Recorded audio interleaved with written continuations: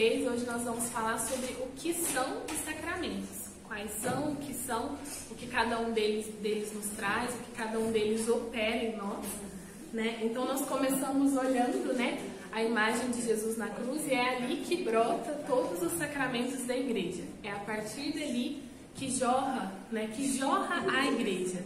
Então, o que é a economia da salvação? Foi a concretização na pessoa de Jesus de todo o plano salvífico que o Senhor pensou para nós, né? Então foi a escolha de Deus de nos mandar seu Filho único, né, para remir os nossos pecados e nos abrir as portas, né, a possibilidade da salvação. Isso foi a economia da salvação. No dia de Pentecostes aconteceu a efusão do Espírito Santo. E nessa efusão, a Igreja Católica foi manifestada ao mundo. Então aconteceu essa manifestação da Igreja. E o dom do Espírito Santo inaugurou, a partir de Pentecostes, né, um novo tempo na história da Igreja. Uma nova forma de se dispensar o mistério, de se dispensar a graça de Deus, que foi através dos sacramentos. É o tempo da Igreja. Hoje nós vivemos o tempo da Igreja. A gente usa o termo a economia sacramental. Então, esse tempo que vem ali desde a cruz, que jorrou da cruz, que foi manifestado ao mundo em Pentecostes, até a volta de Jesus nos fins dos tempos, é chamado economia sacramental. E é o tempo em que Jesus opera, através da sua igreja, a salvação e a santificação das almas. Isso tudo as palavras e as ações do próprio Jesus na sua pregação. Se a gente for pegar o Evangelho, isso tudo já vai sendo manifestado. As ações de Jesus, elas não acontecem só após a paixão, só após a graça do Pentecostes, mas não, durante toda a sua vida, as suas palavras, as suas ações, nós já vamos vendo esse ensinamento sacramental. Nós já vamos vendo os sinais desses sacramentos sendo manifestados e apresentados ali para nós. Então, assim, ele ensinou e deu à igreja, através dos apóstolos, esse ensinamento de como seriam conduzidos, a partir daí, a ação de Deus no mundo, né? Após essa vinda de Jesus que mudou tudo. Tem uma frase muito bonita, tudo que eu tô falando eu me baseei no catecismo. Eu nem trouxe ele aqui, porque eu copiei todos os parágrafos dele e coloquei aqui. Tô seguindo a ordem do catecismo. A gente enviou para vocês também um documento, né, em PDF, a Thaís falou que ia mandar, bem grande, tem 24 páginas lá de Word, mas são as partes principais do catecismo falando e explicando sobre a economia sacramental, sobre os sacramentos.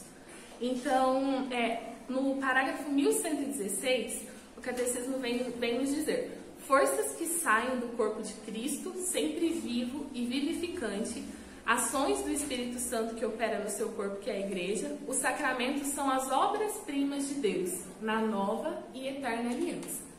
Então hoje nós vivenciamos essa nova e eterna aliança, diferente do que acontecia antes da vinda de Jesus, da antiga aliança, que tinha os seus próprios preceitos, que tinha os seus próprios ritos. Hoje nós somos um povo inserido nessa nova aliança, e os sacramentos, né, são essas obras-primas de Deus, são esses instrumentos de Deus, de como nós viveremos bem essa nova aliança. Né? Enquanto eu lia e me preparava para essa aula, é uma coisa que engrandece muito, sabe? Que dá uma alegria muito grande de perceber que a vinda do Senhor, ela realmente operou e criou um novo tempo. Tanto que até mesmo historicamente o ano civil ele é dividido antes e depois de Cristo. Então a vinda de Cristo operou uma ação concreta no mundo e mudou o rumo da forma que ele era conduzido. Então a partir de agora os sacramentos são os instrumentos que Deus escolheu para agir, né, nessa nova aliança, nesse pós-Cristo. Podem seguir aí na folhinha de vocês, é o primeiro parágrafozinho. Celebrados dignamente na fé, os sacramentos conferem a graça que significam. Eles são eficazes. É a primeira palavra que eu quero que vocês guardem. Eficazes. Os sacramentos, eles agem diretamente na nossa vida. Não é um símbolo, não é um teatro, não é uma lembrança, não é uma ideia. não é uma cognição, não, é uma ação concreta na nossa vida. Então eles são eficazes, porque neles o próprio Cristo que opera. Então, nos sacramentos é o próprio Cristo que opera, é o próprio Cristo que batiza, é o próprio Cristo que perdoa os pecados, é o próprio Cristo que confere a graça da unção dos enfermos, do consolo na hora das enfermidades. Então, novamente, não é uma ideia, não parte de um conjunto de ideias, um conjunto de teses, não, é algo eficaz, é algo concreto, né? Então, os sacramentos têm essa característica, eles não simbolizam, eles são concretos. Continuando aí, o Pai atende sempre a oração da igreja do seu Filho, a qual, na epiclésia de cada sacramento, exprime a sua fé no poder do Espírito. Tal como o fogo transforma em si tudo quando atinge, assim o Espírito Santo transforma em vida divina tudo quanto se submete ao seu poder. Então, novamente, reafirmando isso. O que a igreja vem nos ensinar? Os sacramentos, eles operam algo na nossa vida. A gente não pode receber um sacramento e achar que, tipo assim, beleza, não aconteceu nada. Então eu vou lá, eu comungo e, tipo assim, só fui mais uma missa semanal, mais uma missa de preceito. A cada Eucaristia que nós recebemos, o Espírito opera algo concreto em nós. A cada confissão que nós participamos, o Espírito Santo opera algo concreto em nós, né?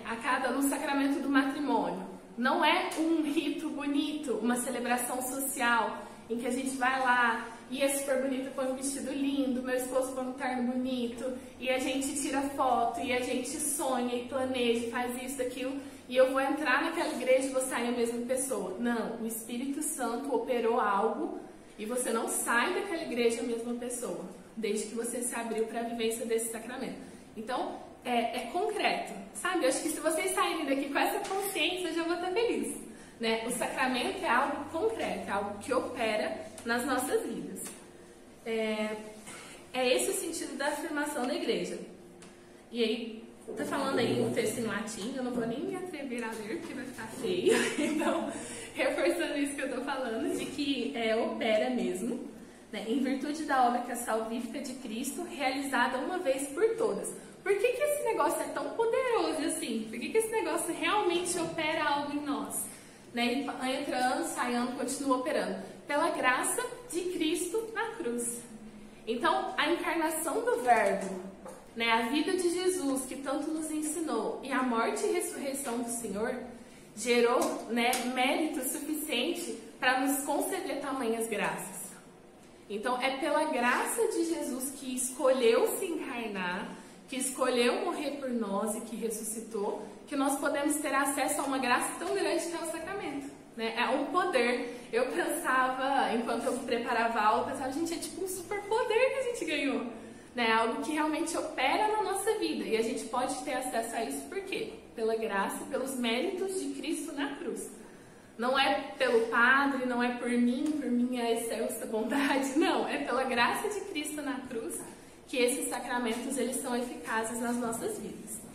A Igreja afirma que para os crentes o sacramento da nova aliança são necessários para a salvação. Esse é um ponto importante também. São necessários para a nossa salvação. Para nós que somos católicos, para nós que professamos essa fé, para nós que buscamos viver essa fé, os sacramentos eles são necessários para a nossa salvação. A graça sacramental é a graça do Espírito Santo dada por Cristo em cada sacramento. O Espírito cura e transforma aqueles que o recebem, conformando-nos com o Filho de Deus. O fruto da vida sacramental é o Espírito de adoção, que o Espírito de adoção deifique os fiéis, unindo-os vitalmente ao Filho único do Salvador. Essa palavra é muito importante, deifique. O fruto da vida sacramental é que a gente vá se parecendo cada vez mais com Deus.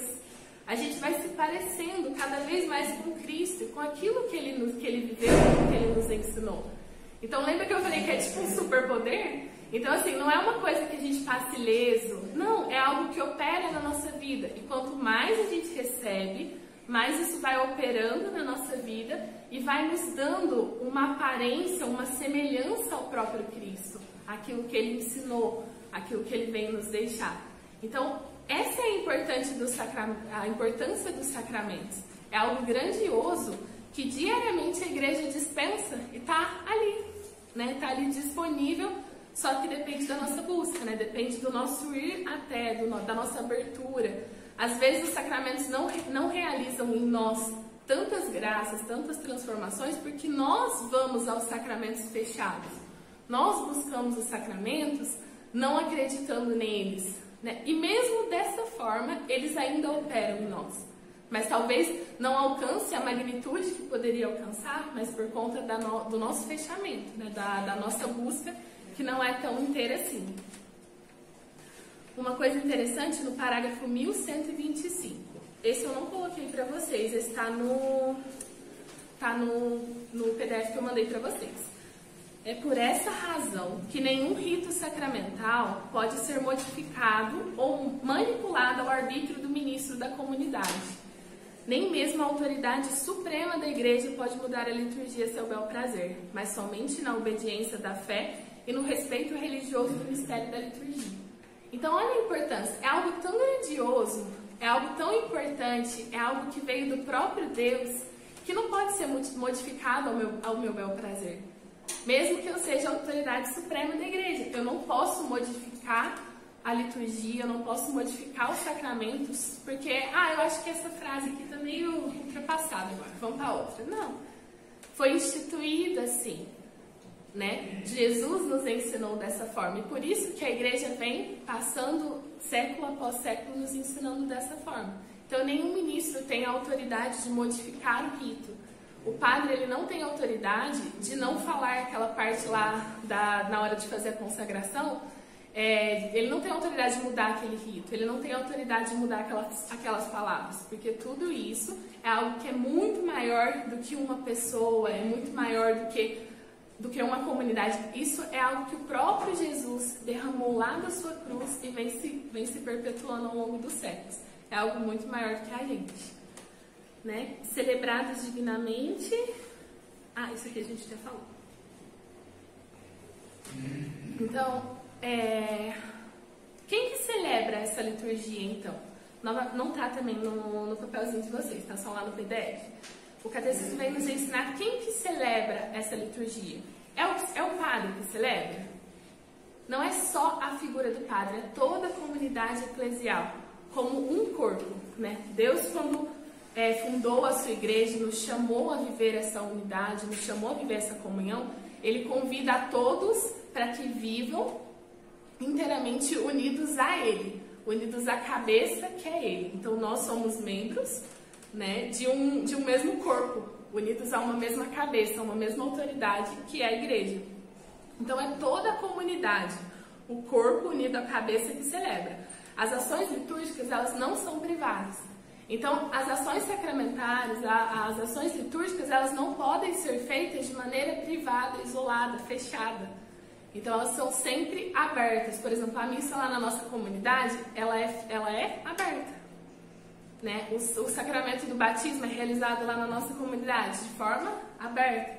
Você não pode casar com as portas da igreja fechadas. Vocês sabiam disso? Porque é uma vivência sacramental que precisa ser vivida de forma aberta, comunitária. Esse foi o chamado do próprio Cristo também, de que nós vivêssemos como comunidade, de que nós vivêssemos como irmãos. Então, os celebrantes da liturgia é a comunidade dos fiéis unidos à cabeça, que é o próprio Cristo. É a comunidade dos batizados, que pela regeneração e pela unção do Espírito Santo são consagrados para ser uma casa espiritual. Então a igreja é chamada a ser essa casa espiritual, né? Somos chamados a viver um sacerdócio santo para oferecer, mediante todas as obras do cristão, sacrifícios espirituais, que são os sacrifícios que o próprio Cristo pediu que nós oferecêssemos. Atualmente a gente não oferecemos mais holocaustos, sacrifícios, a gente não vai lá, mata a pombinha, mata o bezerro, mata isso, mata aquilo. Não, porque os nossos sacrifícios são sacrifícios espirituais. E como a comunidade dos batizados, como a igreja, nós oferecemos a Jesus, nós oferecemos a Deus. E um ponto interessante dos sacramentos,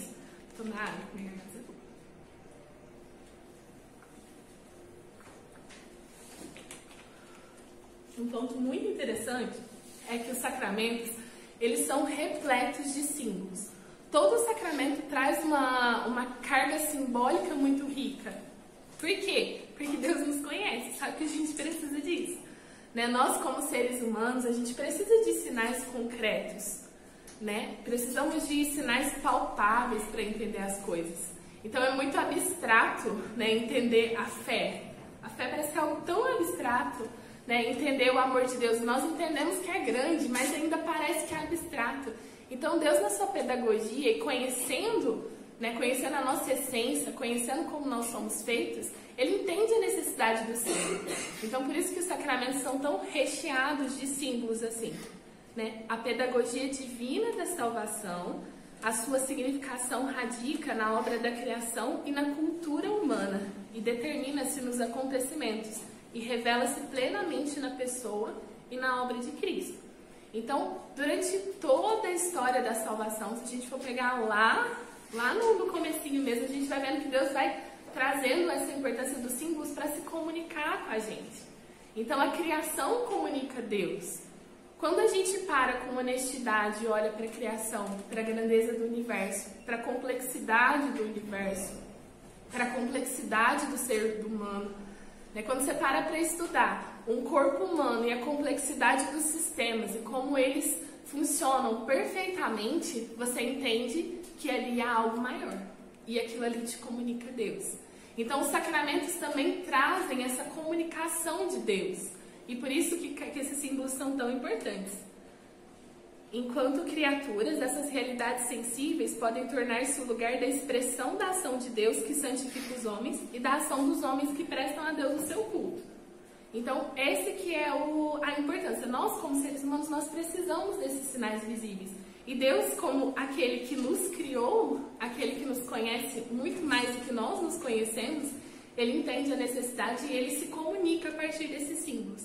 E nós, ao vivermos, né, a liturgia, ao vivermos a expressão da nossa fé, nós também nos comunicamos de forma simbólica.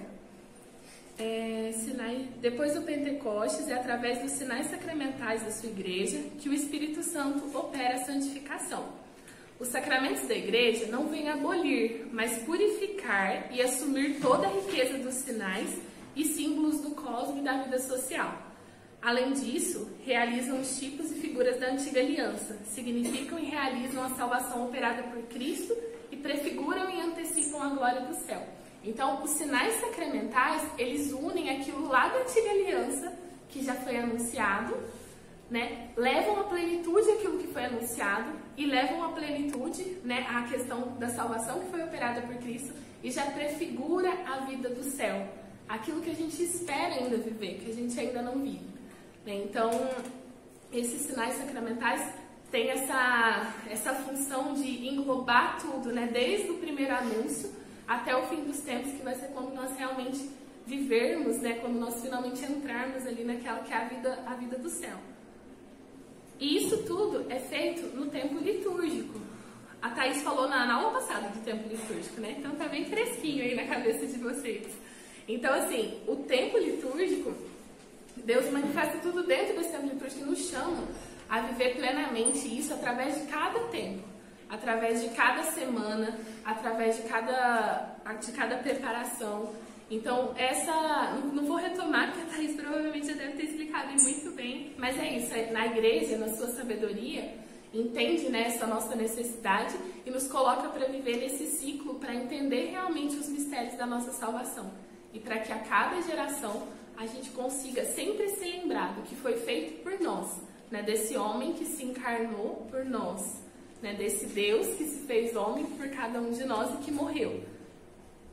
Então, agora a gente vai entrar nos sacramentos em si. É esse desenho que está aí na folhinha de vocês. Nós temos 7 sacramentos e eles são divididos em 3 grupos. São os sacramentos da iniciação cristã, os sacramentos de cura e os sacramentos de serviço. A gente vai começar com os da iniciação cristã. O primeiro de todos e a porta para receber todos os sacramentos é o batismo. Né? Então, assim, os sacramentos da iniciação são 3, né? Batismo, confirmação e Eucaristia. Eles são os alicerces da vida cristã. a participação na natureza divina dada aos homens pela graça de Cristo e comporta uma certa analogia com a origem, crescimento e sustento da vida natural.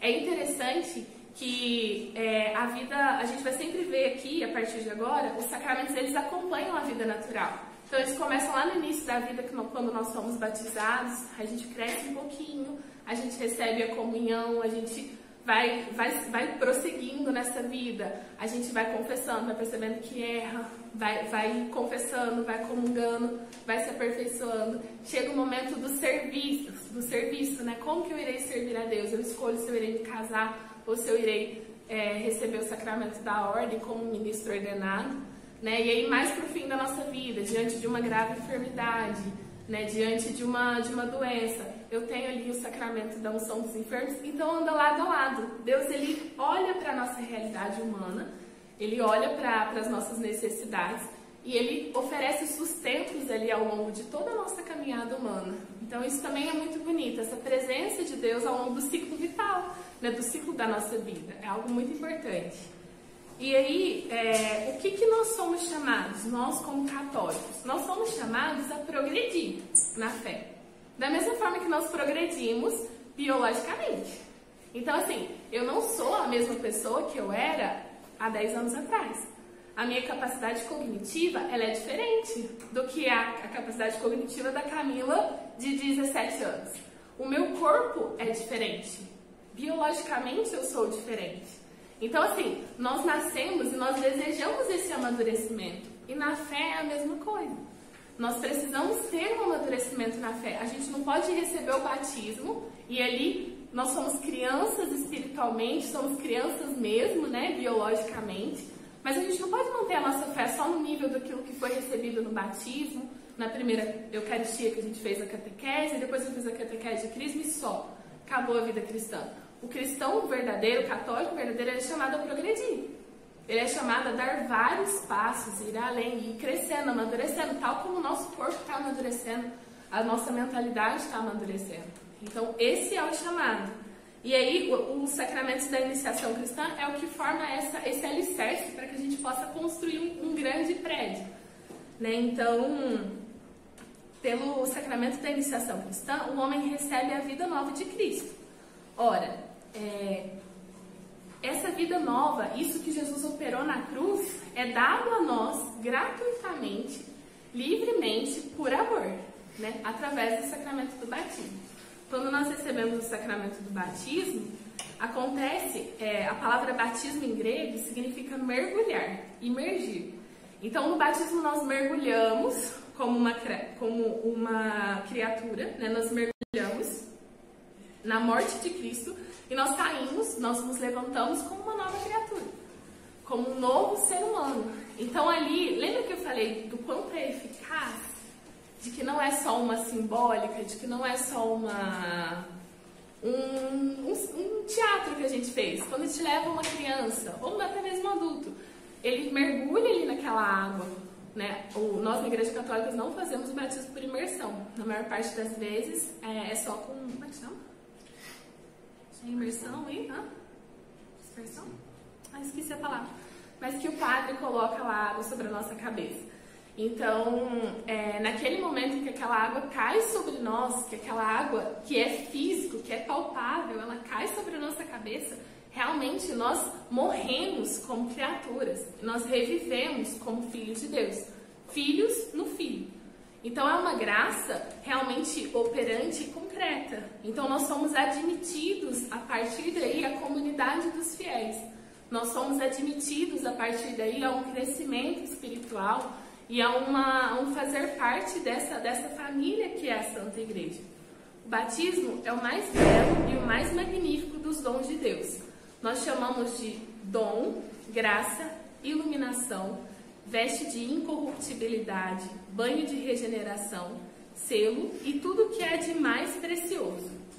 Então, assim, tudo que Jesus passou foi para nos conceder essa graça de nós sermos filhos no Filho, né? Essa graça de não sermos mais somente criaturas, mas de sermos realmente filhos, né? De adentrarmos nessa vida nova, nessa possibilidade de vida nova.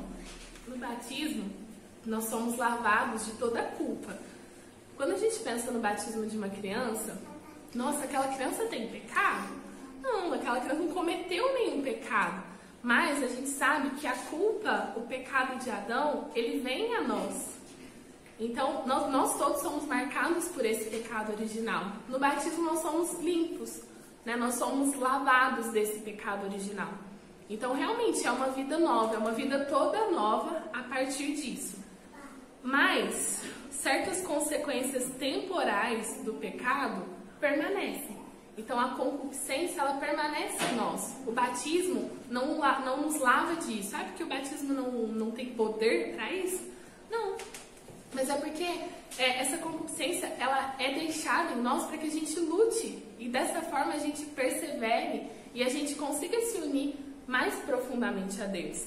Né? Também as consequências que são temporais do pecado. A doença, o sofrimento, a fragilidade, a fraqueza de caráter, tudo isso ainda permanece.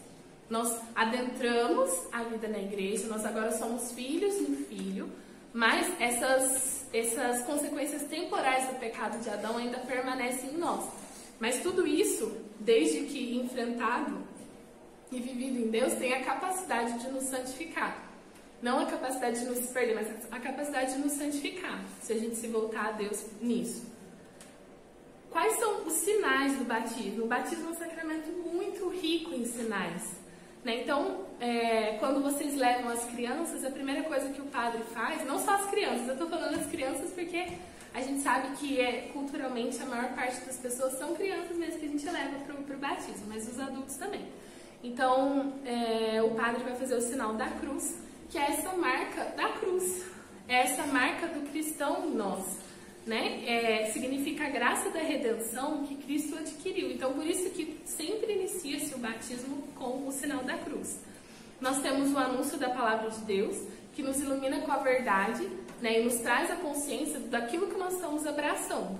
Nós temos como símbolo do batismo, o principal símbolo do batismo é a água batismal, que através da igreja ela tem essa graça de nos purificar, de nos lavar, como um banho mesmo, de nos lavar de todo pecado, de todo o erro, de toda a culpa. Também temos a oração com o óleo do Santo Crisma, que é um óleo perfumado, né, que significa o dom do Espírito Santo ao novo batizado. Né? Ele torna esse novo batizado ungido, né, protegido pelo Espírito Santo, incorporado em Cristo. E esse óleo nos concede essa tripla missão do batizado, que é o de ser sacerdote, profeta e rei. Todos sabiam dessas missões do batizado? Todos nós que fomos batizados, nós somos marcados, nós somos chamados a exercer essas três coisas: sacerdotes, profetas e reis. Sacerdote, não o sacerdócio ordenado que a gente vai falar depois, mas o sacerdócio de unir mesmo, sabe? De unir o humano a Deus. O sacerdócio de pastorear o outro, né? O sacerdócio de oferecer sacrifícios a Deus. Então, todos nós batizados temos esse chamado, né? O de ser profeta, ou seja, de falar aquilo que vem de Deus, de anunciar a palavra de Deus. Todos nós batizados temos esse chamado. E temos também a realeza, né? E isso o que quer dizer? Eu sentar no meu troninho e ficar lá sendo paparicado. Como que Jesus exerceu a realeza dele? Então a realeza que nós somos ungidos no batismo, chamados a viver, é aquela realeza. É a realeza do serviço, é a realeza do se doar ao outro. Né? Então todos que são batizados têm essa tripla missão. Todos nós, todos nós. E aí um outro sinal que também é muito importante no batismo é a veste branca. Geralmente as crianças se aproximam com uma veste branca e quando elas não estão, o padre coloca a estola branca sobre elas e que simboliza que o batizado se revestiu de Cristo, né? Ele tem uma roupa nova, ele foi revestido do próprio Cristo, ressuscitou com Cristo. E nós também temos como sinal o Círio Pascal, né? Acender a vela no Círio Pascal, que mostra que essa luz de Cristo vai acompanhar essa criança a partir de agora.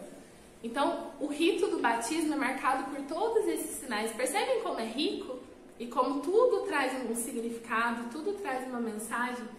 né? Então, esse batismo ele nos adentra à comunidade dos fiéis, né? Ele nos faz ser realmente novas criaturas.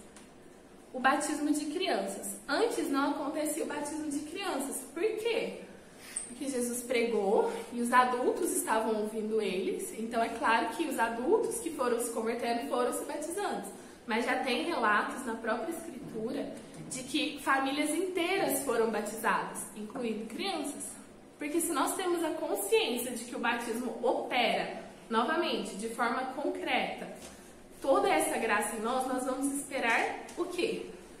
Se eu sei que eu tenho uma riqueza incomensurável, né? Então eu como pai, sou muito, muito rica, eu vou esconder todo o meu dinheiro e deixar o meu filho viver na pobreza até quando? Não, ninguém faz isso. Por quê? Porque aquilo que a gente tem de melhor a gente quer oferecer aos nossos filhos. Então, por isso que é realizado o batismo de crianças e por isso que faz todo sentido. Eu tendo essa consciência de que isso é uma riqueza grandiosa, o que eu mais quero é dar para o meu filho aquilo de melhor que eu tenho, né? E é por isso que a igreja faz e culturalmente hoje é o que mais acontece. As crianças são batizadas ali no início da vida. Antigamente, o crisma ele era feito depois do batismo, né? Então, houve uma mudança por questão pastoral mesmo, porque o bispo, ele é concedido pelo bispo. Então, às vezes, pela demora do bispo poder passar em todas as comunidades, ao longo do tempo, isso foi mudando um pouquinho, porque atualmente o crisma é feito na adolescência, né? Depois de batiza na infância, o crisma é feito na adolescência. Então, houve essa mudança, mas por uma questão cultural mesmo, pastoral. Mas na antiguidade, esse sacramento era recebido ali logo após o batismo, pelo bispo.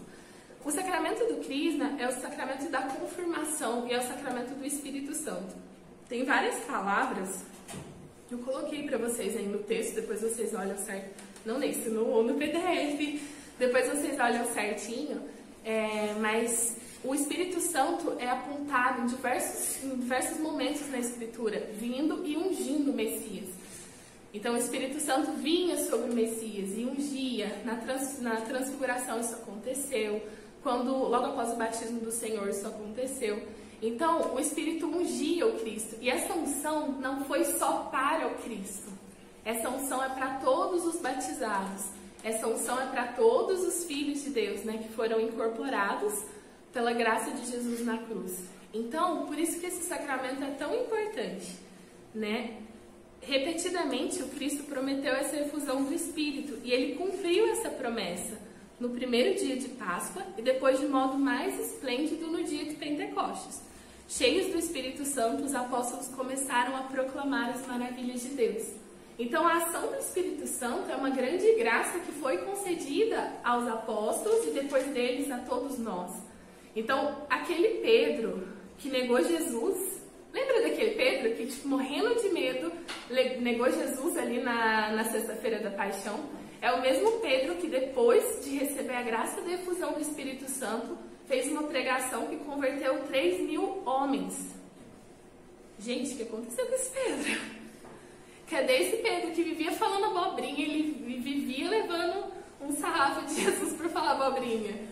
O que aconteceu com esse homem? É a graça do Espírito Santo em nós. Então essa graça que agiu tão abundantemente nos apóstolos, ela é uma graça que é concedida a todos nós.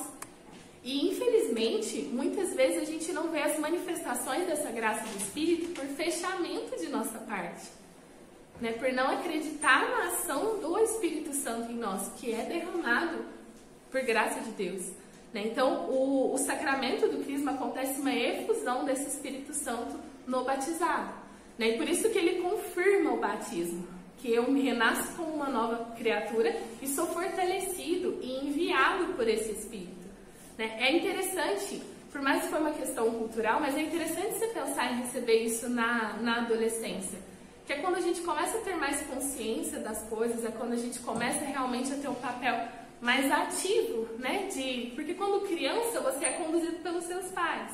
Então, onde meu pai vai, eu vou. O que o meu pai faz, eu faço. O adolescente, ele começa ali uma independência um pouco maior e começa a ter uma ação mais concreta. né? Então, por mais que foi uma questão cultural, mas faz muito sentido o receber desse sacramento nesse momento, no sentido de te impulsionar a missão. Esse Espírito Santo te impulsiona a missão e te impulsiona a viver realmente toda essa graça que é a igreja, né? Então, é uma ação que realmente nos leva à missão. Lembra que eu falei? Lá no batismo a gente recebe 3 missões: sacerdote, profeta e rei. Então, como católicos, nós somos impulsionados à missão o tempo todo. Nós não somos católicos para a gente ficar quieto, para a gente ficar caladinho, escondido na nossa. O próprio Cristo nos impulsiona a missão. O próprio Cristo nos impulsiona ao outro, nos impulsiona a vir para fora, né? Então, todos esses sacramentos também nos fortalecem para viver isso. Qual que é a ação concreta do crisma no batizado? Ele nos enraiza mais profundamente na filiação divina, ele nos une mais firmemente a Cristo, aumenta em nós os dons do Espírito Santo, torna mais perfeito o laço que nos une à Igreja e dá-nos uma força especial do Espírito Santo para propagarmos e defendermos a fé pela palavra e pela ação, como verdadeiras testemunhas de Cristo, para confessarmos com valentia o nome de Cristo e para nunca nos envergonharmos da cruz. Então, percebe como é um sacramento que nos leva à missão? Né? Então, olha, propagarmos e defendermos a fé pela palavra e pela ação, como testemunhas, verdadeiras testemunhas de Cristo. E para confessarmos com valentia, ou seja, confessarmos com força, né, o nome de Cristo e nunca nos envergonharmos daquilo que é o motivo da nossa redenção, que é o motivo da nossa salvação. E ele fala também, né, do crescimento dos dons do Espírito Santo, o espírito de sabedoria, de conselho, de fortaleza, de ciência, de piedade, de temor de Deus, faltou um. Sabedoria, entendimento, conselho, fortaleza, ciência, piedade e temor de Deus. Então, esses são os dons do Espírito Santo e esse sacramento potencializa em nós esses dons. Então, essas graças são derramadas mesmo sobre nós. Então, por exemplo, nossa, quantas vezes a gente se sente fraco? E se a gente for pensar na nossa humanidade, nós somos fracos mesmo, né? Quando a gente vê um acidente, o que é a primeira coisa que nos bate? Meu Deus, como a gente é fraco, né? Como a gente sabe, qualquer coisinha tirou nossa vida, né? Como a gente é pequeno diante de tantas dificuldades, diante de tantos sofrimentos, entende? Quantas vezes nos falta essa fortaleza? Mas essa fortaleza nos é dada pelo Espírito Santo. E é interessante que quando você olha para a história dos santos, dos grandes santos, o que você pensa? Como que ele conseguiu fazer isso? Né? Então você vê homens e mulheres ali que se doaram profundamente, que chegaram a uma caridade perfeita, que chegaram a dar a vida pelo outro, né? Que chegaram a defender a fé com valentia, que escolheram morrer, a negar Jesus. Como que esse cara conseguiu fazer isso? Pela graça da fortaleza, que foi derramado pelo Espírito Santo, que todos nós temos. Vocês entendem? Então, essa que é a importância. A gente tem que entender que isso não foi derramado só nos santos canonizados da igreja. Não, foi derramado sobre todos nós. É como se vinha uma imagem também, enquanto eu preparava a aula, de uma conta bancária com cartão de crédito. Sabe aqueles cartão de crédito preto, chiquérrimo, assim? Você já bate o olho e sabe que o limite é altíssimo. É como se todos nós, no dia do nosso batismo, ganhássemos uma conta recheada de milhares e milhares de dólares com cartão preto chiquérrimo daquele. E aí, tipo assim, você entende que você usar esse dinheiro ou não é responsabilidade sua?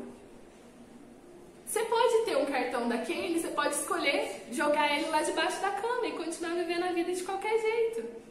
Mas não é uma loucura? Se você tem acesso a isso. Então, a graça do sacramento do batismo nos propiciou tudo isso. A gente tem uma conta recheada e o cartão na mão. Entende? Então, só depende de nós usar, só depende de nós buscar, ter acesso a essa conta. Sabe? Fazer com que isso se empregue, se concretize na nossa vida. Porque os dons já foram derramados sobre nós. Né? Já está sobre nós. O mesmo dom da fortaleza que está sobre mim foi o dom da fortaleza que pousou sobre um mártir, sobre uma santa perpétua felicidade, que preferiram morrer a negar Jesus. E quantas vezes está aqui eu negando Jesus? mas a conta é a mesma, o cartão que ela tinha eu também tenho, entende? Então, por isso que depende muito da nossa abertura também, para que esses sacramentos realmente se enraizem e realmente gerem frutos de conversão na nossa vida. Exemplo disso é a santa celebrada hoje, a Santa Catarina de Sena. Uma grande mulher. Uma mulher analfabeta que teve coragem de mandar uma carta pro Papa e falar pra ele que ele tinha que virar homem e fazer alguma coisa. Gente, que mulher que é essa? Entende? Que coragem e que ousadia que é essa dessa mulher que, cheia do Espírito Santo, né, teve a ousadia de ditar, porque ela era analfabeta, ela não sabia escrever. Ela chamou a senhorinha lá, a mulher ditou a carta e mandou pro Papa. Então, assim, a mesma graça que estava sobre ela está sobre cada um de nós batizados, né? E depende de nós fazer isso valer. Depende de nós aplicar isso, gastar esse dinheiro. Gente, se nós ganhou, vamos gastar. O mais difícil é ganhar. Agora a gente ganhou e não quer gastar, então, assim, depende de nós acessarmos essa graça. E aí, deixa eu ver o que mais da Crisma. Com efeito, a confirmação imprime na alma uma marca espiritual indelével. O caráter, que é sinal de Jesus Cristo, marcou um cristão com o selo do seu espírito, revestindo da fortaleza do alto, para que seja sua testemunha. Uma coisa interessante, se vocês pegarem o catecismo, e eu recomendo muito, gente, né? É uma leitura muito rica mesmo. Pega a parte dos sacramentos lá do catecismo e lê inteira, se vocês conseguirem. Vocês têm 15 dias para isso.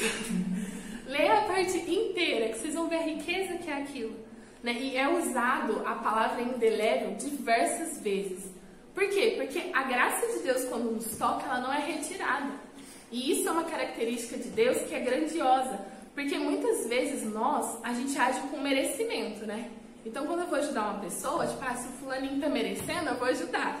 A partir do momento que ele parou de merecer, eu já não quero nem saber dele. Eu tiro, às vezes, tudo ali, me retiro da tua presença, você que se vire. Agora, a graça de Deus sobre nós, ela não é retirada. Então, quando Deus nos vem e nos batiza, essa marca de filhos de Deus, ela não é retirada.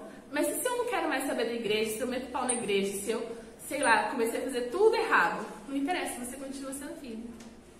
Isso não é retirado. Nossa, eu fui crismada. Gente, mas e se eu não tô nem aí, se eu tô descendo pau na igreja, aquela mesma fortaleza que foi te dada, continua ali. Por quê? Porque Deus não retira. Essa marca, ela é indelével, ela não é retirada, ela não é, por hipótese nenhuma, diminuída. Porque Deus concedeu, e a partir do momento que Ele concedeu, Ele não tira mais. Né? Então aquilo marca, até no cerne do seu ser, te marca profundamente, não é mais retirado. Então é uma palavra que se repete muitas e muitas vezes no catecismo. É muito interessante quando a gente para ler. E falando ainda do sacramento da iniciação, eu preciso dar uma acelerada, porque senão a gente vai sair daqui amanhã. Mas, falando ainda no sacramento da iniciação cristã, a gente vai ter a Eucaristia, né? Que é a base, gente, a base da nossa fé, é o alimento da nossa alma. Então, o nosso Salvador instituiu na última ceia, na noite em que foi entregue, o sacrifício eucarístico do seu corpo e do seu sangue, para perpetuar no decorrer dos séculos, até voltar o sacrifício da cruz confiado à igreja, sua amada esposa, o memorial da sua morte e ressurreição. Então, o sacramento da Eucaristia nos lembra e faz com que, geração após geração, nós nos lembremos desse Cristo que nasceu da Virgem Maria, desceu sob Pôncio Pilatos, foi crucificado, morto e sepultado, desceu à mansão dos mortos, ressuscitou ao terceiro dia. A missa é a atualização desse sacrifício, para que isso nunca se apague em nós, para que a gente nunca se esqueça do mistério e da graça que foi concedida em Jesus para cada um de nós, que é o mistério da nossa salvação. A Eucaristia é fonte e cume de toda a vida cristã. Com efeito, a Santíssima Eucaristia, na Santíssima Eucaristia está contido todo o tesouro espiritual da igreja, ou seja, é o próprio Cristo. A Eucaristia é o próprio Cristo que se dá em corpo e sangue a cada Santa Missa por cada um de nós. Então, todo o tesouro, sabe a nossa conta multimilionária lá? Está baseada na onde? Está baseada na Eucaristia, que é o próprio Cristo que se entrega por nós. Né? A comunhão de vida com Deus, a unidade do povo de Deus, são realizados na Eucaristia. Então essa unidade que muitas vezes a gente deseja, a gente quer paz, a gente quer amor, a gente quer que as pessoas se preocupem com as outras, a gente quer empatia, a gente quer sacrifício, a gente quer tudo isso. Gente, a fonte, tipo assim, a raiz, onde brota isso é a Santíssima Eucaristia. Se nós queremos viver como irmãos, se nós queremos viver como família, nós precisamos viver na Eucaristia.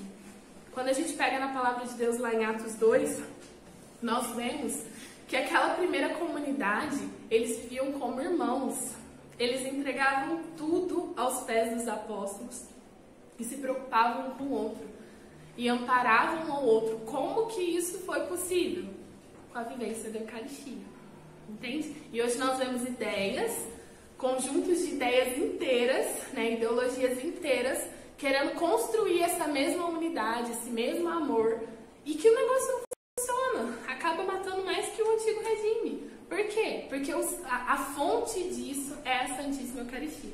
Nós só vamos vivenciar paz verdadeira na Santíssima Eucaristia. Nós só vamos vivenciar a união verdadeira na Santíssima Eucaristia. Porque nós, com as nossas forças, nós não temos essa capacidade. Com as nossas forças, a gente mata um ao outro, passa por cima do corpo e chuta e tá tudo certo. Porque a gente faz isso. A gente está preocupado com a gente, com as nossas coisas. Mas é isso que Deus se encarna e faz aquilo com a vida dele e nos mostra que a gente pode ser mais. Que a gente não precisa de viver no egoísmo constante, que a gente pode transcender. Então, por isso que o cerne de todo o amor, de toda a paz, se a gente quer um mundo melhor, está onde? Na Santíssima Eucaristia.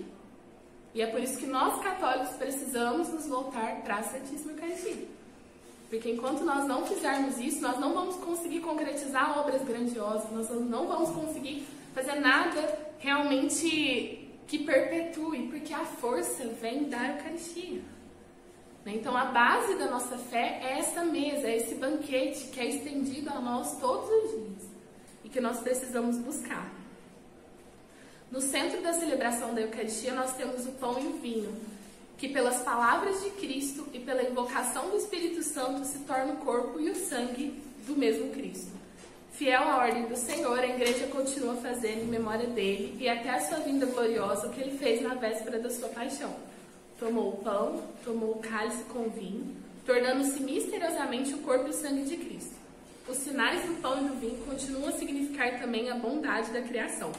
Por isso, no ofertório, nós damos graças ao Criador pelo pão e pelo vinho, fruto do trabalho do homem, mas primeiramente fruto da terra e da videira, dons do Criador. A igreja vê no gesto de Melquisedeque, rei e sacerdote, que ofereceu pão e vinho, uma prefiguração da sua própria oferenda. Então, na Santa Missa, nós oferecemos a nossa vida. Nós oferecemos aquilo que é fruto ali do nosso trabalho, mas fruto também da bondade de Deus que nos deu essa possibilidade. Nós oferecemos tudo isso e pela graça de Deus isso é elevado. Né? E pela graça de Deus isso frutifica. Eu coloquei no PDF de vocês a oração que o padre faz. Sabe quando o padre, na hora do ofertório, eleva o corpo, ainda não o corpo, né? Ele leva o pão e eleva o vinho. Ele faz uma oração muito bonita. Depois vocês dão uma olhadinha lá. Eu não vou nem entrar, gente. Se eu for entrar em tudo, vai demorar muito. Mas depois vocês não deixem de ler no PDF de vocês, não, que é uma oração muito bonita. Por que usar o pão e o vinho? Na antiga aliança, o pão e o vinho são oferecidos em sacrifício entre as primícias da terra, em sinal de reconhecimento ao Criador. Mas também recebem uma nova significação no contexto do Êxodo. Os pães ázimos, que Israel come todos os anos na Páscoa, comemoram a pressa da partida libertadora do Egito, a lembrança do maná do deserto, recordará sempre a Israel que é do pão da palavra de Deus que ele vive, e finalmente o pão de cada dia, o fruto da terra prometida, penhor da fidelidade de Deus. O cálice da bênção, no fim da ceia pascal dos judeus, acrescenta a alegria festiva do vinho, uma dimensão escatológica, a da expectativa messiânica do reestabelecimento de Jerusalém. Então, o pão e o vinho, na cultura judaica, tem um sentido muito importante na celebração da Páscoa judaica. E isso foi, através de Jesus, elevado a um grau de sacramento. Então, na antiga aliança, o pão era oferecido para lembrar o povo, da pressa com que ele saiu do Egito, desse Deus que sustentou eles no deserto e de que a palavra de Deus que os sustentava, né? E do pão de todos os dias, como no maná que vinha e que alimentava esse povo. E também o cálice da bênção, que traz essa alegria festiva e a esperança do Messias. Então Jesus pegou ali aqueles elementos da antiga aliança, pegou aqueles elementos que já eram celebrados pelos nossos irmãos os judeus e trouxe o verdadeiro sentido e se deu totalmente. Então isso que nós vivenciamos hoje na nova aliança é o cumprimento de tudo aquilo que foi prometido. Porque Deus não falhou em nenhuma das promessas que Ele fez na primeira aliança. Os milagres da multiplicação dos pães, quando o Senhor disse a bênção, partiu e distribuiu, é uma prefiguração da Eucaristia, né? Que aquela multiplicação infinita que aconteceu na palavra é a mesma multiplicação que acontece hoje na Eucaristia, desse pão que é consagrado, que alimenta toda a vida na igreja. Um ponto interessante, até se vocês quiserem anotar, é o parágrafo 1336. Eu quero que vocês meditem ele, que é muito importante, né? Gerou um estremecimento em mim quando eu li. Eu vou ler de forma integral, depois a gente comenta um pouquinho sobre isso. O primeiro anúncio da Eucaristia dividiu os discípulos, tal como o anúncio da paixão os escandalizou. Vocês lembram qual foi o primeiro anúncio lá da Eucaristia? É quando Jesus fala, quem comer da minha carne, beber do meu sangue, e o povo ficou assim, quê? E a gente ri dos discípulos fazendo isso, mas imagina um cara chegar e do nada falar assim, quem comer da minha carne e beber do meu sangue. Gente, a gente ia ficar muito escandalizado. A gente ia ficar muito, que cara doido que é esse, gente? Pelo amor de Deus. Né? Então escandalizou demais os discípulos. E aí, muitos deles falaram, vocês vão ver lá em João, essas palavras são insuportáveis. Quem pode escutar um negócio desse? Né? Então a Eucaristia e a cruz, elas são pedras de tropeço. Por quê? É um mistério que não cessa de ocasionar divisão. Porque é incompreensível. É totalmente incompreensível você pensar comer a carne dele, beber o sangue dele. Da mesma forma que é totalmente incompreensível. Pra que passar por aquilo ali? Por que tão sangrento? Por que tanta dor?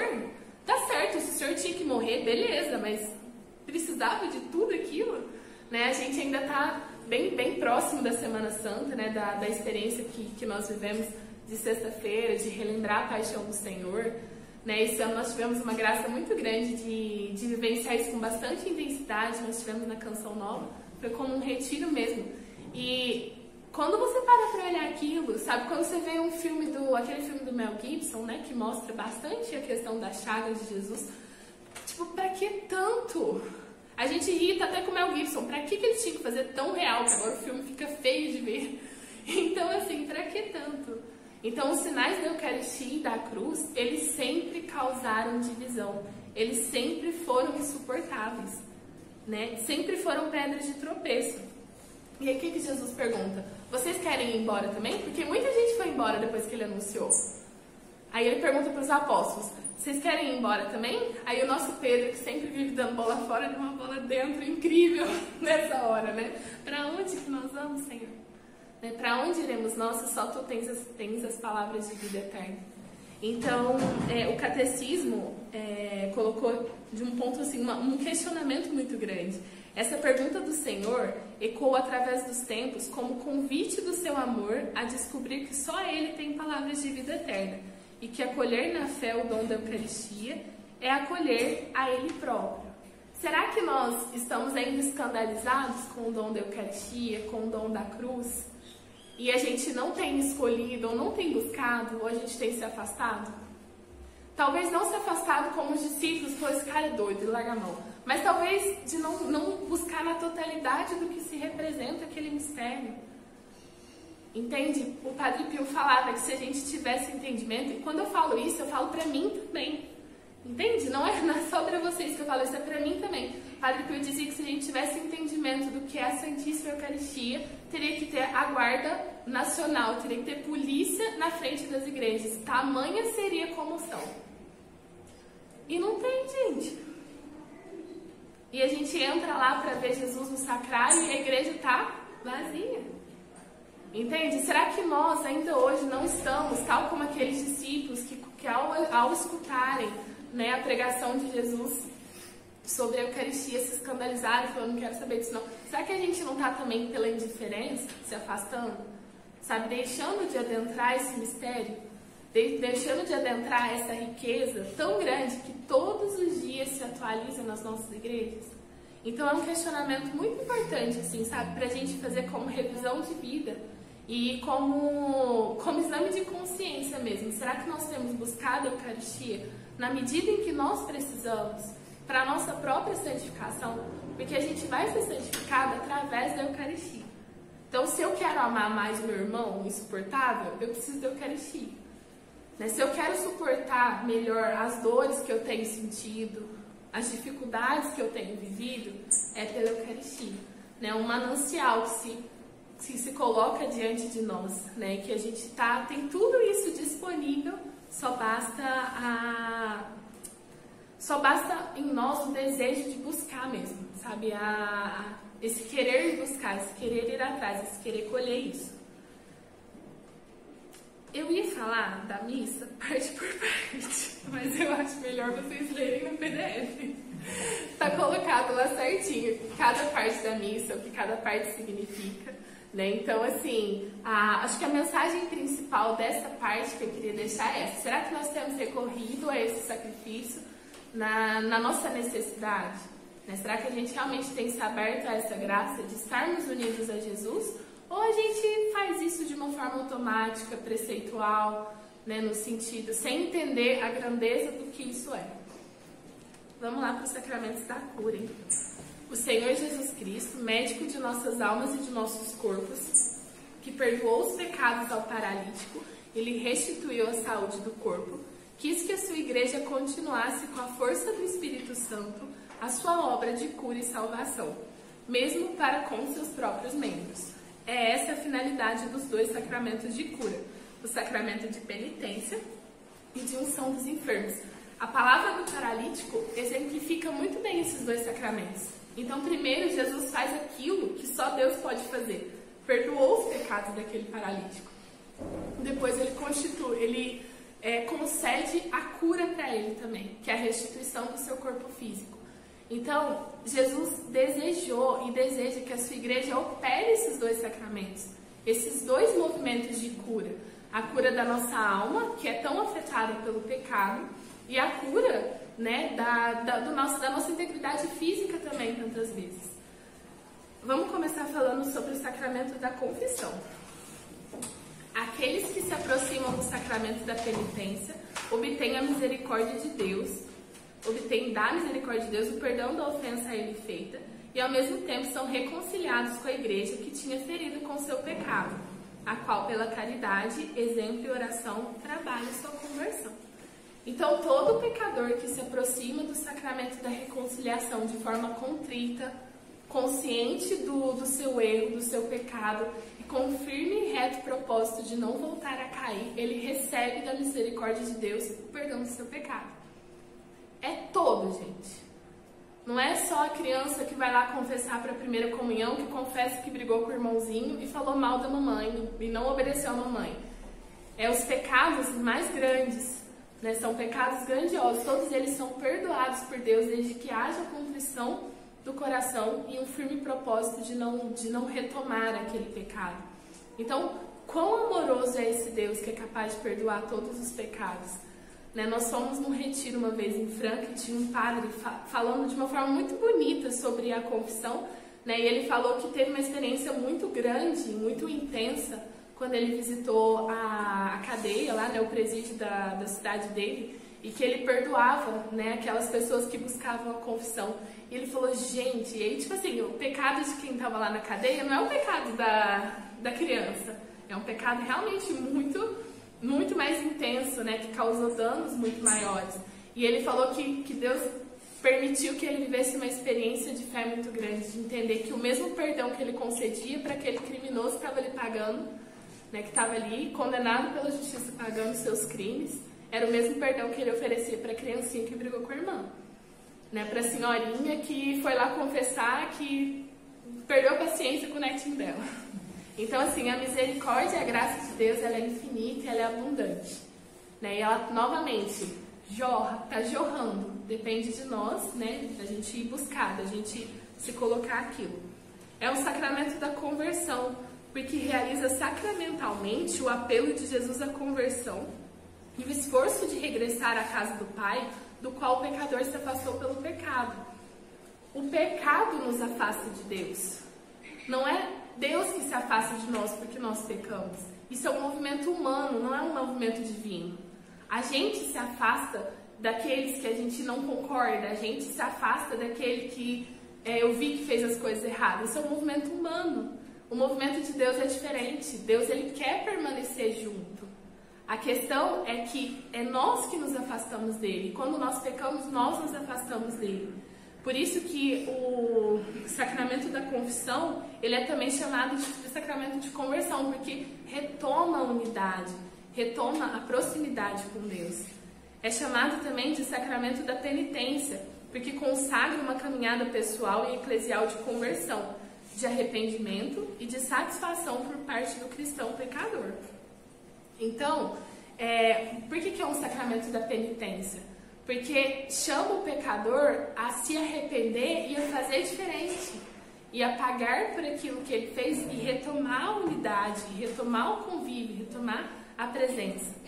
É chamado de sacramento da confissão porque nós mesmos buscamos e confessamos o nosso pecado, né? Nós temos esse passo de expor, de nos condenarmos. É interessante que quando a gente procura justiça, né, você cometeu um crime, você chama um advogado, você pede para aquele advogado, de diversas formas, tente te livrar diante do juiz.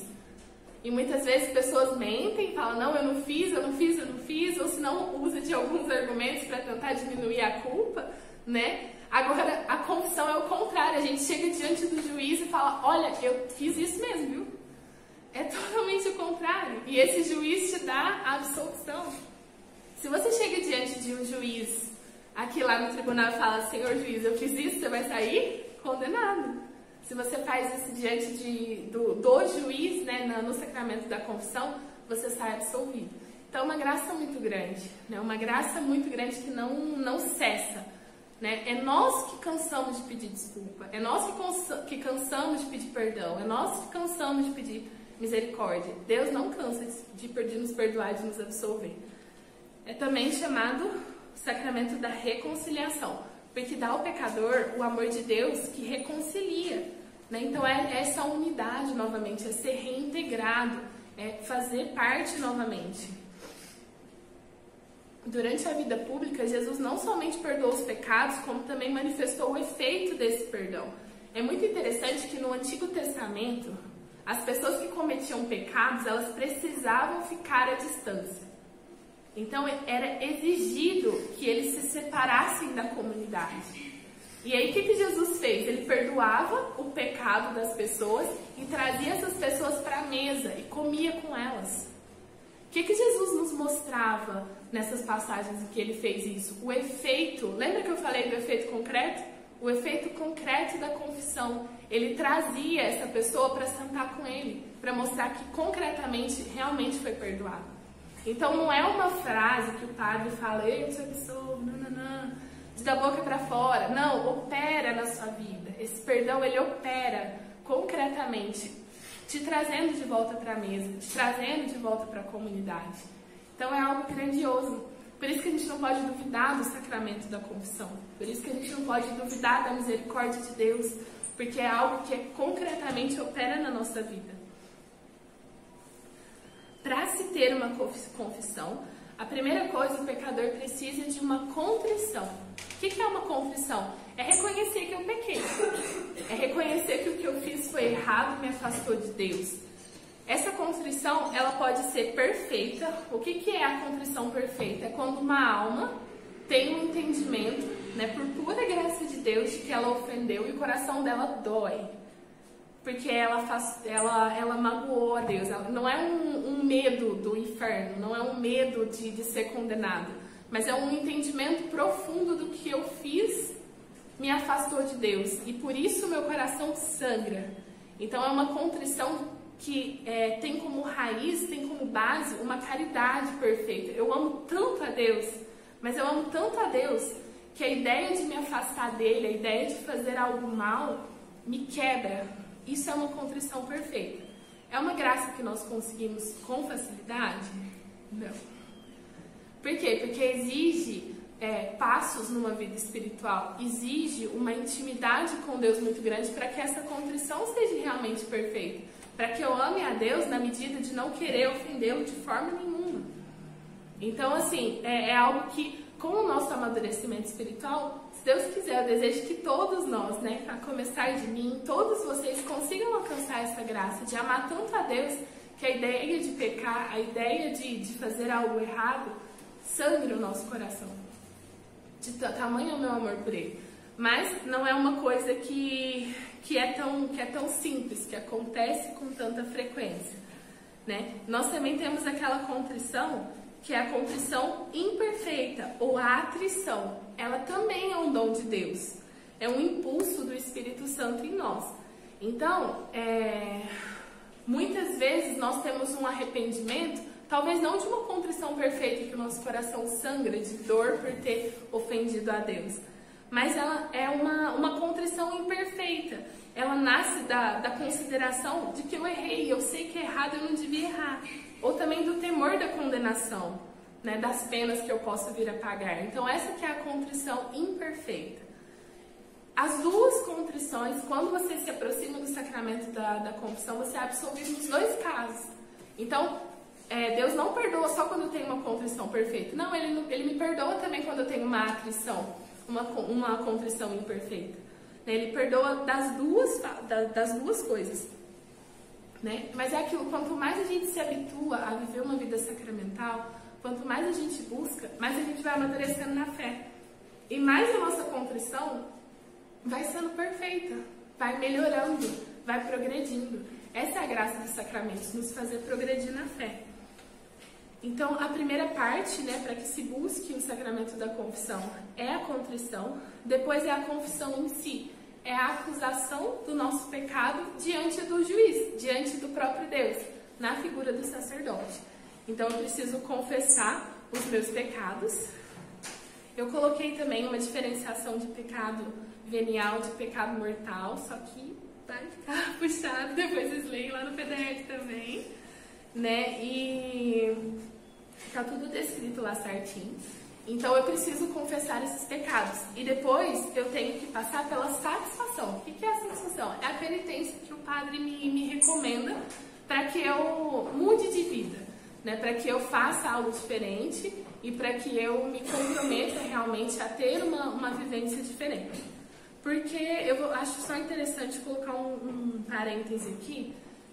Entendendo que a confissão exige uma contrição e exige uma reta intenção de mudança de vida, existem alguns pecados que não podem ser confessados, tais como casamento de segunda união. Nós sabemos que aquelas pessoas que estão num casamento de segunda união, elas não podem se confessar e elas não podem comungar. Por que elas não podem fazer isso? Porque não há uma reta intenção de mudança. Então eu me arrependo talvez do pecado que eu tenha cometido, mas eu não vou mudar, eu vou continuar fazendo. Então não é porque a igreja oprime as pessoas ou porque a igreja quer separar. Não, é porque para receber esse sacramento eu preciso ter uma reta intenção, eu preciso ter uma contrição do erro que foi realizado e uma firme decisão de mudança. E a partir dessa firme decisão de mudança, pode ser que eu saia dali e eu faço de novo. Eu saí dali com uma reta intenção. Eu saí dali com uma vontade genuína de fazer diferente. Então é por isso que alguns pecados, não é que a confissão não perdoa alguns pecados, não, a confissão perdoa todos os pecados, desde que haja uma intenção da minha parte de não voltar àquele pecado. Certo? Agora a gente vai para o outro sacramento de cura, que é a unção dos enfermos. Pela santa unção dos enfermos e pela oração dos presbíteros, toda a igreja encomenda os doentes ao Senhor, sofredor e glorificado, para que os alivie e os salve. Mais ainda, exorta-os ao que, associando-se livremente à paixão e morte de Cristo, concorram para o bem do povo de Deus. Então, o sacramento da unção dos enfermos é destinado àqueles que estão enfermos, àqueles que sofrem doenças, né? Como Jesus sofreu, como Jesus sentiu na pele dele o que é a dor também. Então, ele entende e compreende a dor do seu povo e quer se fazer presente nesse momento também, né? Quer ser aquele que é o médico, aquele que cuida, aquele que está ali junto. Então, o sacramento da unção dos enfermos é um sacramento muito bonito, que dá força. O sacramento perdoa todos os pecados, concede indulgência plenária e dá essa força, né? Na unção dos enfermos acontece a unção com óleo, então acontece essa unção de força mesmo, aquele que está doente. A doença pode levar à angústia, ao fechar-se a si mesmo e até por vezes ao desespero e à revolta contra Deus. E a gente sabe que isso acontece.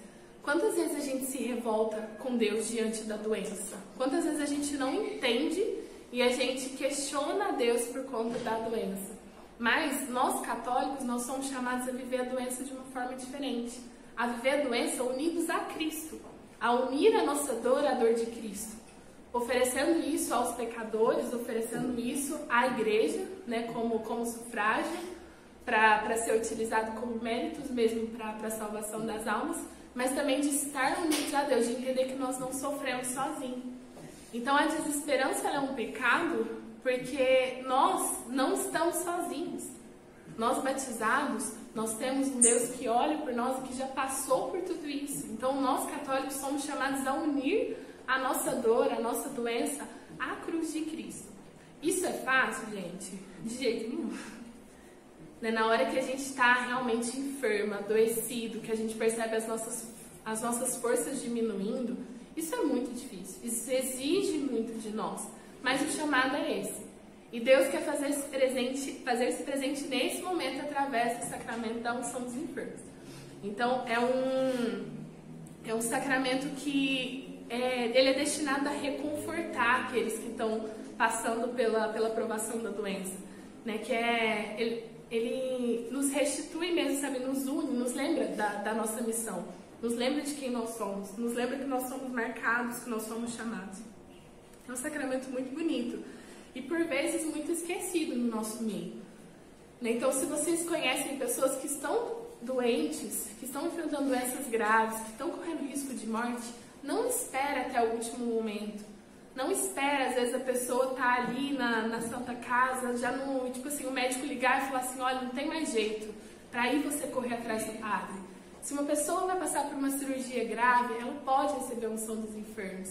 Então busquem esse sacramento, né? E a orientação que eu queria deixar é isso, não espera, gente. Né? A gente vivenciou uma experiência muito bonita com a unção dos enfermos da minha família. Meu avô, ele passou por uma cirurgia gravíssima, né, de urgência. Ele tinha uma hérnia muito grande, né? E houve um rompimento dessa hérnia, houve um rompimento do intestino dele, ele precisou ser hospitalizado às pressas. E a médica chegou pra gente e falou que ele ia ser... Assim que ela falou que ele ia passar por uma cirurgia, eu chamei o padre, né? Levei lá na Santa Casa para que ele recebesse a unção dos enfermos. E a médica falou pra gente, ele não vai sair da mesa. Ele não tem condições dele sair da mesa. O jeito que realmente aconteceu, a forma como está aqui, ele não vai sair. E aí, tipo assim, é difícil você ouvir isso, né? Mas conforta muito saber que ele tinha recebido a unção. E meu avô, quando eles abriram ele, a médica falou que estava muito pior do que ela imaginava. E ele saiu dessa mesa, né? E ele sobreviveu ainda por 7 dias. E foi incrível. Foi uma experiência, é sobrenatural, mas é uma coisa que escandaliza, sabe? Que meu avô tinha uma rigidez muito grande, sabe a pessoa sistemática, sabe? Da roça, assim? Que é aquele sistema difícil. Então, assim, ele era muito sistemático, muito fechado, não aceitava afeto, não aceitava carinho. E o meu avô, quando ele saiu dessa mesa de cirurgia, é como se ele saísse uma outra pessoa. Né? E aí ele foi aceitando, a gente foi vendo ali ao longo daqueles 7 dias que ele foi aceitando carinho, foi aceitando afeto, foi aceitando cuidado, né? Aceitou que a minha mãe trocasse a fralda dele. Então, assim, a médica não entendendo nada como é que ele tinha saído daquela mesa e como é que ele estava vivendo 7 dias. Então, ele ainda ficou 7 dias com a gente e a gente conseguiu perceber concretamente que era outro homem, sabe? Que era um homem diferente, que estava, parece que deixando aquelas cascas que ao longo de toda a vida foi se sedimentando ali, foi se grudando ali. E a gente foi percebendo isso cair até na noite anterior da morte dele, que ele morou na roça até no último dia, né? E a gente já aqui, deixa a gente trazer o Senhor, deixa a gente cuidar do Senhor, vem morar mais perto, né? Então, e ele tinha um apego à terra, ao estilo de vida que ele vivia, ele não aceitava de jeito nenhum isso, né? Ele falou, só sai daqui morto. Ele falou isso pra gente milhares e milhares de vezes. E na noite anterior, antes dele morrer, ele chamou meu pai e falou assim, olha, a hora que eu sair daqui, eu quero que você venda as minhas terras e que você pode trazer a gente, né? Eu vou aceitar ficar aí com vocês. Então, assim, isso da boca do meu avô, tipo assim, gente, é uma coisa estrondosa. Eu acho que se eu tivesse visto uma ação sobrenatural, tipo, Deus gritar lá do céu comigo, não teria sido mais claro do que daquelas palavras saindo da boca do meu avô. Né? E aí, no dia seguinte, ele faleceu. Né? Então, assim, o discernimento que Deus me deu a partir disso foi a ação eficaz da unção dos enfermos que ele recebeu. Porque ele precisava daqueles 7 dias. E aqueles 7 dias de conversão mesmo preparou a alma dele para o céu. Entende? E isso foi graça do sacramento. Né? Uma dureza que ele vivenciou ali por tantos anos e que em 7 dias foi quebrado. Por graça do sacramento. Então, é um sacramento que ele opera na nossa vida, de forma concreta, de forma real. Então, se vocês conhecem uma pessoa que passa por risco de morte, se vocês conhecem alguma pessoa que vai passar por uma grande cirurgia, que existe o risco dessa pessoa não voltar, essa pessoa está enfrentando uma doença muito grande, não deixe de buscar o sacramento.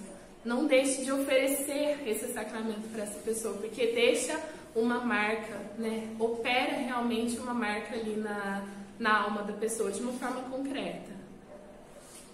E assim a gente termina os sacramentos de cura e nós vamos para os sacramentos de serviço. Nossa, a hora já deu, mas estou quase. Os sacramentos de serviço é para aqueles que foram consagrados pelo batismo e pela confirmação para o sacerdócio comum de todos os fiéis. Eles podem receber consagrações particulares. Os que recebem o sacramento da ordem são consagrados para serem, no nome de Cristo, com a palavra e a graça de Deus, os pastores da igreja. Do seu lado, os esposos cristãos são fortalecidos e como que consagrados por meio de um sacramento especial em ordem ao digno cumprimento dos deveres do seu estado. Então, a ordem e o sacramento, a ordem e o matrimônio são os sacramentos de serviço. São as formas que nós, povo de Deus, servimos a Deus. Então, é algo muito bonito também. Né? Nós, quando chegamos ali na idade da escolha, na idade de saber para onde que a gente vai, a gente escolhe servir a Deus, quer seja pela ordem, quer seja pelo matrimônio, com a mesma dignidade, gente. Né? O sacramento da ordem não é mais digno que o sacramento do matrimônio. O sacramento da ordem não é mais santo que o sacramento do matrimônio. A mesma dignidade diante de Deus, o mesmo serviço diante de Deus, a mesma alegra o coração de Deus na mesma medida. Né? Então, são sacramentos de serviço. Vamos começar falando do matrimônio, que acaba sendo o que a maior parte das pessoas vão receber, né? Que vai pela via do sacramento do matrimônio. O sacramento do matrimônio é um pacto entre um homem e uma mulher, constituem entre si uma comunhão íntima para toda a vida, ordenada por sua índole natural ao bem dos cônjuges, a procriação e a educação da prole. Então, isso tudo foi elevado pelo Senhor ao dom de sacramento. É sacramento quando um homem e uma mulher firmam entre si uma aliança de amor para a vida toda. É para até a hora que começaram a ter diferenças irreconciliáveis? Não. É para a vida toda. Só é sacramento quando há esse compromisso para a vida toda. Né? E quando é orientado para o bem do cônjuge, para a procriação e para a educação dos filhos. O protagonista da aliança matrimonial é o homem e a mulher. Então, quem celebra o matrimônio, quem celebra o casamento, não é o padre. É o único sacramento que não é celebrado pela figura eclesial, é celebrado pelos noivos. O padre, na celebração matrimonial, é assistente. Então, é celebrado pelo homem e pela mulher através do consentimento. Sem consentimento não tem matrimônio. Então, se você vai no casamento e não há o consentimento, não aconteceu o matrimônio. O que é o consentimento? Eu te cego. Aquela frase lá que a gente fala, linda, maravilhosa. Então, assim, ali naquele momento se firma a aliança matrimonial e ali acontece o sacramento do matrimônio. O consentimento deve ser um ato da vontade de cada um dos contraentes, de forma livre. Então, o casamento só é válido desde que haja liberdade, desde que eu escolha livremente me unir àquela pessoa por toda a vida. Então, se há alguma pressão de alguma forma, se há algum crime, a igreja vai listar no catecismo, está tudo listado. Então, se há pressão da família, se há pressão de um dos cônjuges sobre o outro, não acontece sacramento, porque precisa ser livre, precisa ser total. Como assim total? Precisa ser para a vida toda. Se você se aproxima do altar e ali diante daquele altar você promete fidelidade pela vida toda, mas no seu coração você está prometendo até a primeira briga ou até o primeiro problema que vai jogar o casamento no chão, até o primeiro problema financeiro que vai arrebentar com o emocional de vocês, não aconteceu o sacramento. Precisa haver um compromisso para a vida toda, precisa ser total, precisa ser fiel. Então eu não posso me casar sem essa noção de fidelidade, de ser único, de aquela pessoa é única para mim, é para ela que eu vou me doar, é com ela que eu vou constituir família. Sem isso não há casamento. E sem fecundidade também não há casamento. Sem abertura à vida não há casamento. Não acontece sacramento se eu não me abrir aos filhos que Deus me conceder. Se eu viver uma vida fechada a ter filhos. Então, essas coisas precisam... Infelizmente, a gente sabe, né, que não acontece muito bem a formação. Então, os noivos, até o próprio catecismo orienta isso, os noivos precisam ser muito bem formados. Porque para acontecer o sacramento do matrimônio, precisa dessa abertura dos dois, né, e desse compromisso mútuo que eles firmam diante da igreja. Por que tem que ser público? Porque você faz esse compromisso diante da sua comunidade.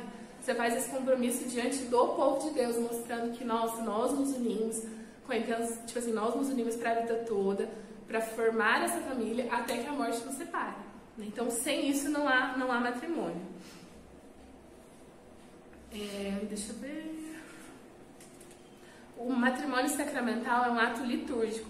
Portanto, é conveniente que seja celebrado na liturgia pública da igreja. Introduz no ordo eclesial, cria direitos e deveres na igreja entre os esposos e para com os filhos. Então, o casamento na igreja não é um evento social, não é uma festa. O casamento na igreja cria responsabilidade. O casamento na igreja cria vínculo, cria sinal de pertença a uma comunidade. Uma vez que o matrimônio é um estado de vida na igreja, é necessário que haja certeza a respeito dele. E por isso que tem que ter testemunha. É por isso que a igreja pede que haja testemunhas no casamento. Porque foi feito publicamente aquilo ali, né? E o caráter público protege o sim, uma vez dado, e ajuda a permanecer fiel. Para que o sim dos esposos sejam livres e responsáveis, e para que a aliança matrimonial tenha bases humanas e cristãs sólidas e duradouras, é primordial a importância da preparação para o matrimônio. Então, é interessante esse ponto aqui, porque para que o matrimônio dê certo, é preciso um cuidado da base humana e também da base espiritual, da base cristã. Muitas vezes a gente vê casamentos destruídos por falta de maturidade humana, por falta de cuidado na base humana e por falta de conhecimento de doutrina. E é por isso que se torna tão importante a formação desses jovens noivos, a formação dessas pessoas que querem contrair matrimônio, porque não é uma festa, novamente, é um sacramento.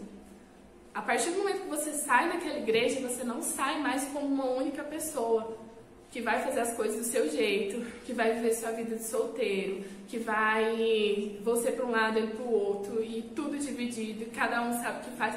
A partir do momento que você sai daquela igreja, você sai os dois como um só. Lembra da concretude? Não é um símbolo, é concreto. Entende? Então, se o seu coração já está dividido e você já casa com a intenção de fazer a sua vontade, você não recebeu o sacramento do matrimônio.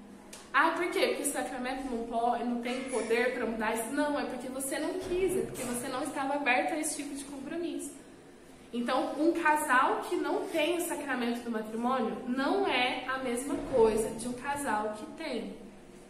Eu não falo isso no sentido de menosprezar alguém, no sentido de julgar alguém, não é isso. Mas a graça que é derramada sobre um homem e uma mulher unidos no sacramento do matrimônio é algo sobrenatural, é algo que jorrou da cruz, entende? Então não é a mesma coisa você pegar e juntar, eu vou lá morar junto, do você ir lá e receber o sacramento. Porque esse sacramento concede dons e graças que a ação humana não é capaz de produzir. Então o sacramento do matrimônio é algo grandioso. Lembra lá do nosso cartão? Acabou de dobrar a nossa conta. O que a gente tinha agora tem 2 vezes mais. Por quê? Porque Deus concedeu diante daquele sacramento. Então, gente, a gente precisa se lembrar dessa graça. Não é uma coisinha pouca, não. É uma coisa grande, na verdade.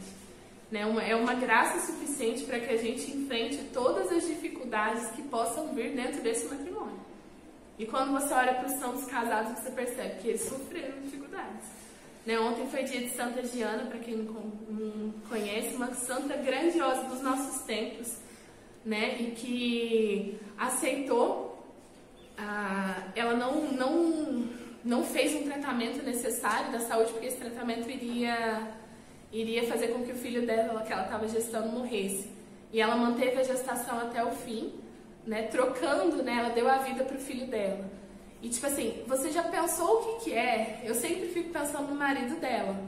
Ela tinha 2 filhos. Você é marido, você sabe que a sua mulher tá com uma doença que ou ela tira aquele filho que ela tá, ou ela vai morrer. Imagina você vendo 2 crianças, sabendo que ao fim daquela gestação sua mulher vai morrer. Vocês já pararam para imaginar a dor que é isso? E saber que, tipo assim, ao final de 9 meses vai estar você sozinho com 3 crianças. Entende? Eles conseguiram passar por isso com tranquilidade, não com tranquilidade, eu acho que tranquilidade é uma palavra muito fútil diante disso tudo. Eles conseguiram passar firmes por isso, sem enlouquecerem, sem se desesperarem, e formando seres humanos incríveis, A filha de Santa Giana é irmã, uma pessoa incrível, assim, a família é incrível, estável, o esposo dela permaneceu bem até o fim da vida. Que graça e que grandeza é essa de alma de uma pessoa que consegue fazer isso? É a graça do sacramento do matrimônio. Tá lá depositado na nossa conta, a gente só precisa usar. Então, assim, é algo que é concreto, é algo que realmente opera na nossa vida. E só, gente? Senão vai demorar mais. E a gente tem também o sacramento da ordem, que é o sacramento destinado aos nossos sacerdotes, aos nossos pastores. Existem 3 graus da ordem, que é o episcopado, o presbiterado e o diaconato. Então, é um chamado específico, não é um chamado para todo mundo, não é um chamado para todos os homens. São alguns homens que são chamados do meio do povo, do meio da comunidade dos fiéis, para fazer para doar sua vida para a constituição dessa comunidade do povo de Deus. Então é um chamado específico, não é para todo mundo. E por isso exige toda uma preparação para se viver bem. Existe todo um estudo, existe toda uma formação humana e espiritual dessa pessoa para que consiga exercer esse ministério, de uma forma concreta, porque é algo grandioso demais. É algo incrível demais também para ser vivido. Tal como o matrimônio, é uma graça muito grande que é derramada sobre esse homem. Porque esse homem, quando ele vai celebrar uma missa, não é mais ele. Independente do pecado que ele estiver, independente do que ele estiver fazendo, da falta de fé que ele tem, independente do que ele seja, o próprio Deus opera através daquelas mãos. Então é algo, novamente, sobrenatural. Dá para entender isso de forma natural? Não. de forma natural, a gente acaba perdendo a paciência com o padre, a gente acaba não querendo nem chegar perto dele. Mas, tipo assim, ele não deixa, por pior que ele seja, ele não deixa de ser um eleito, ele não deixa de ser um ungido do Senhor. E quando ele consagra a Santíssima Eucaristia, essa Eucaristia se transforma novamente em Jesus. Então é algo grandioso. Gente, eu acho que eu vou deixar por aí, pode.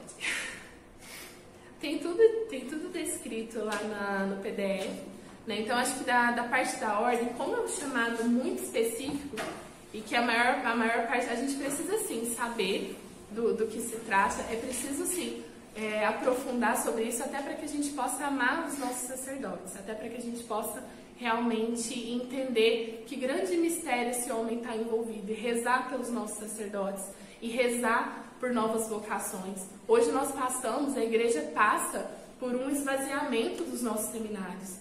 Hoje nós passamos por uma escassez de vocação, e isso precisa comover o nosso coração. Se isso não nos inquieta, nós como católicos não temos a dimensão do que é o sacramento da ordem. Nós precisamos rezar por novos padres, nós precisamos incentivar nossas crianças de que é um caminho possível, porque infelizmente deixou-se de ser um caminho possível, né? E aí isso deixa de ser falado, isso deixa de ser motivado, e a gente vai vendo que acontece um esvaziamento mesmo das vocações, né? Então é um chamado muito bonito, acontece uma graça muito grande, né, desse homem estar em persona Christi, representar o próprio Cristo, né, e não representar, atuar, é ser.